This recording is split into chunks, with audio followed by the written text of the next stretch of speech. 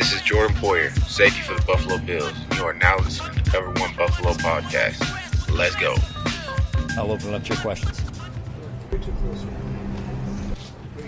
Wait, we're too close? Hey, look, offensive line is starting to be a concern now. You've got guys dropping. That's 4 that are down right now. Getting to the point where you're worried, especially going into the first game here?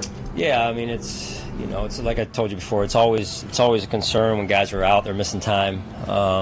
That said, we've got to continue to move forward and find a way to, manage the reps. That's probably the biggest thing is going into the game is how we kind of allocate reps and throughout the numbers there with the 2s and 3s. But hey, we'll find a way. What went behind the decision to slide forward to inside? Was that purely because of the injuries and how they started them out, or is that something you guys kind of planned on? Yeah, a little bit of both, and I really appreciate his attitude and his mindset with it. Really, to me, personifies who we're becoming as a team and the way he was unselfish with it and his approach to it.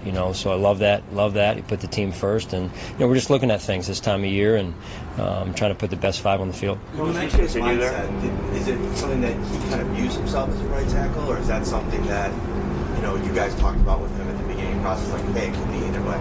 No, I think he knows it. I think all of our guys know that they're just trying to get on the field to help the team.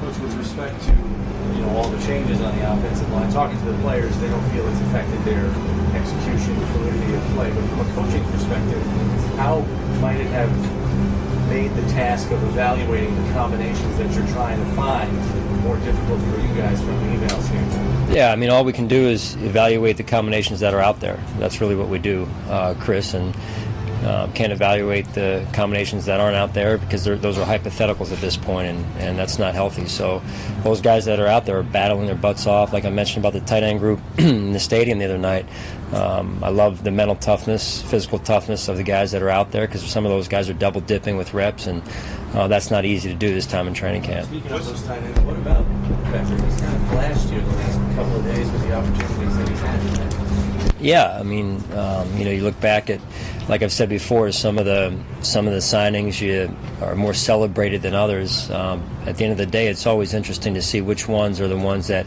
turn out to be the pivotal ones, and whether that turns out to be the case in this situation remains to be seen. But I do like the way he's approached camp. He's approached every day with a good attitude, positive energy, and like he's thankful to be here.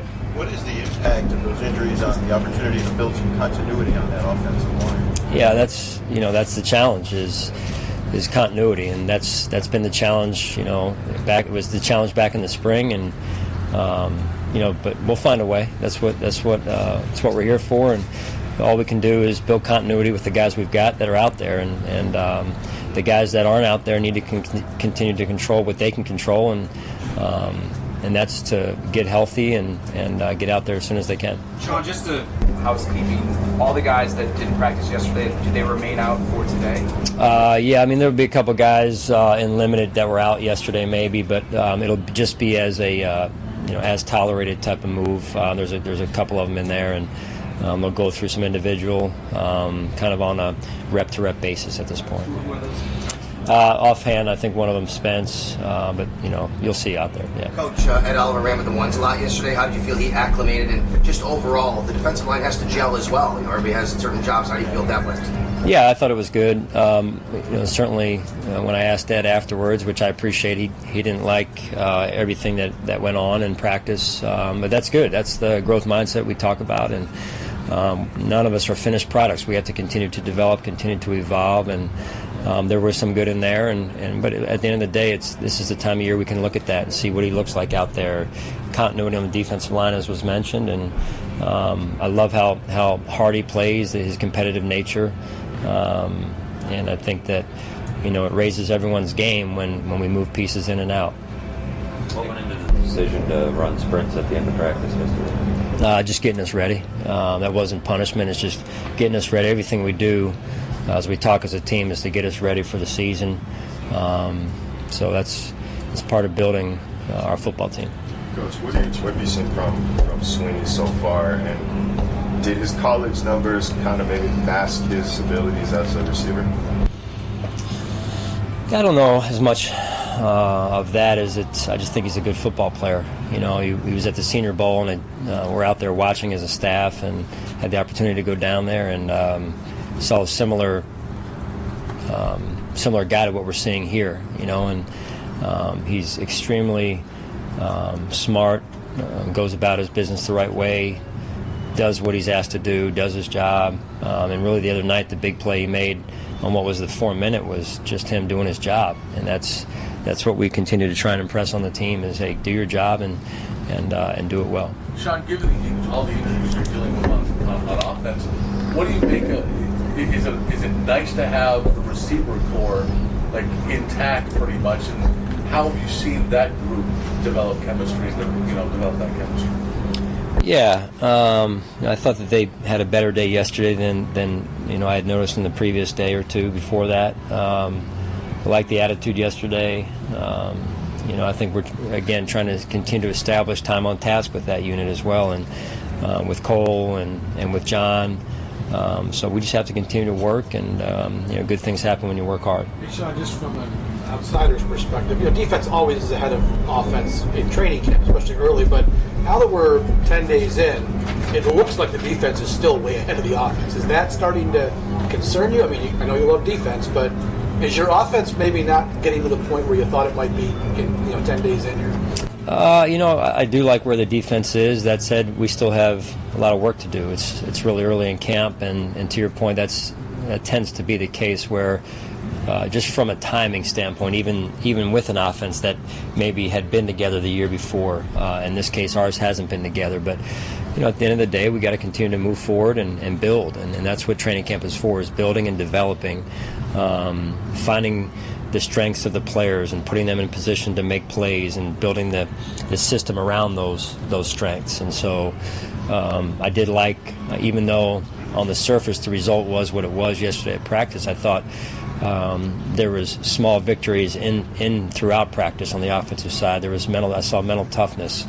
So what we've got to do is just do our job. All of us got to do our job even more and better, and continue to understand what our job is and what our roles are. Coach Harwell was speaking about Pat DiMarco and how much he contributes on special teams, but also he's on the field a lot on offense, and he moves around a lot. Is he a guy that is, maybe people don't realize he has a little bit more position flexibility that you like, obviously, and you can move him around a little bit? Yeah, smart. Pat's a smart player, one of our leaders. He knows he's been on good teams before and played in big games, and that brings a lot to the table for us. And so really appreciative of what he does and his steadiness throughout the course of camp to this point. We just got to make sure that for our overall offense, and Pat in this case, we continue to build on what we've done. Coach, you talked a lot about the development of this team, but there are a couple guys on here that have a non-traditional route to the NFL. Duke Williams coming from the CFL, Christian Wade never even playing professional football. How much higher does the learning curve have to be for those types of guys coming into a setting like this?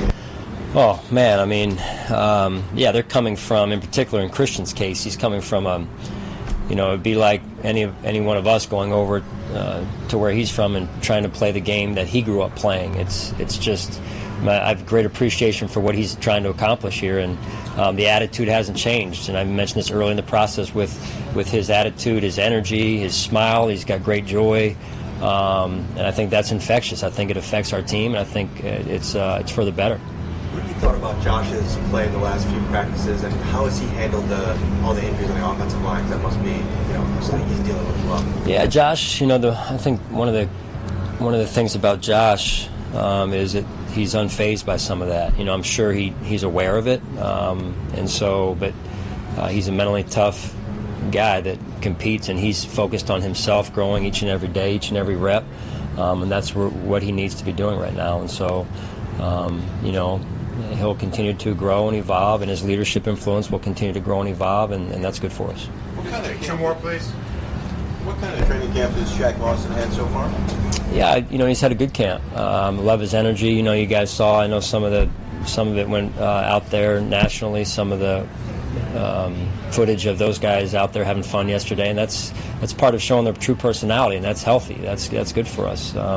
Guys need to know they can come to Buffalo and feel good about being themselves, and showing us who they really are, because that's part of becoming the best version of yourself, is when you can be yourself, and that's what I saw yesterday. Shaq was in the middle of that dance line. I'm not sure about some of the moves. Maybe he was working in there, but I will try and unpack those at another time. Sean, how big of a difference is it having Matt Barkley in his role compared to what last year in the competitive circumstances for quarterback, but having Matt here whole off season from last year in his role behind Josh? Yeah, I would say stability.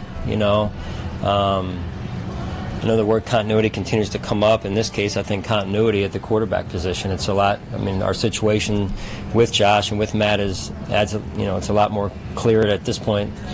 A lot more clear at this point than what it was last year at this time.